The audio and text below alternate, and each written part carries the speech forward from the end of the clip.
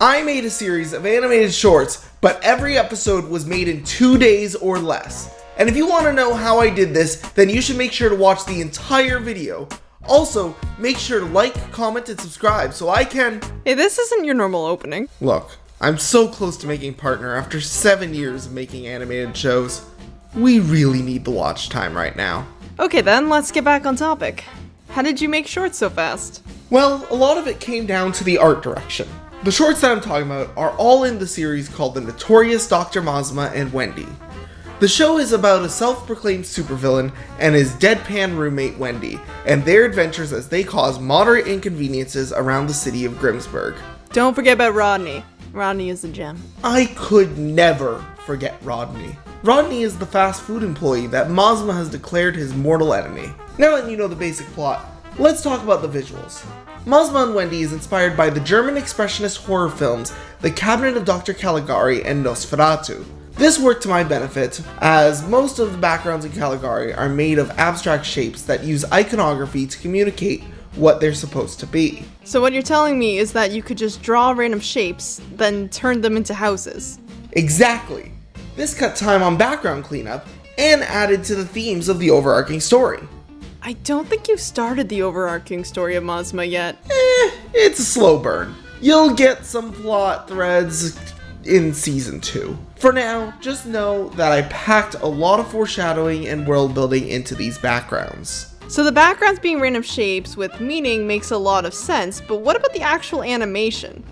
You usually spend a lot of time on character animation, and Masama uses a lot of body language.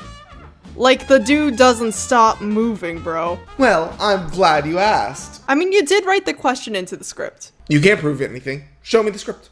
Editing me. Why haven't you cut to the next part yet?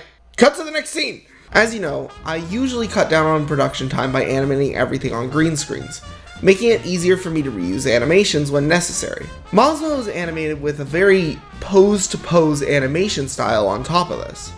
This means I over-exaggerated his expressions and key poses, and I would rush from one pose to the next by using as few in-between frames as possible. There are even a few moments where it worked well enough with the comedic timing for me to get away with no in-between frames at all.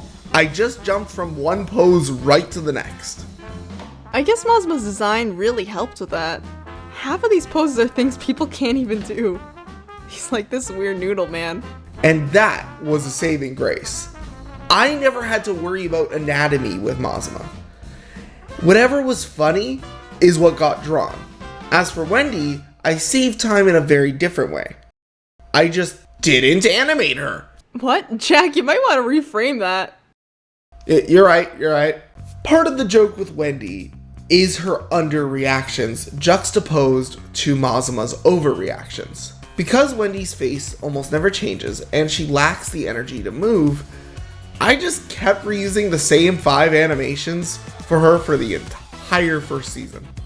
It's pretty cool knowing some of the mentality behind Dr. Masama and Wendy, but a lot of this seems very specific to the show. The techniques I used are specific, but the lessons from them aren't. When you animate, especially when you're still learning, you waste a lot of time second guessing yourself and cleaning up to make the show look perfect. But sometimes your most visibly interesting work is the stuff you go with your first instinct on. If you feel out the vibes of the characters and setting and combine that with a well-written script, you can make any animation look good, because it's true to the story and themes of the show. This was just a little bonus video I wanted to make and share all of this with you guys.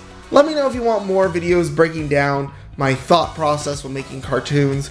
I can talk about scripting or modeling or you can subscribe to Parnell Animation to find out, and you can like the video and maybe share it around. I'm sure someone who's getting into art or animation might find this super fun. Oh, thanks for doing that, Gina. It was fun.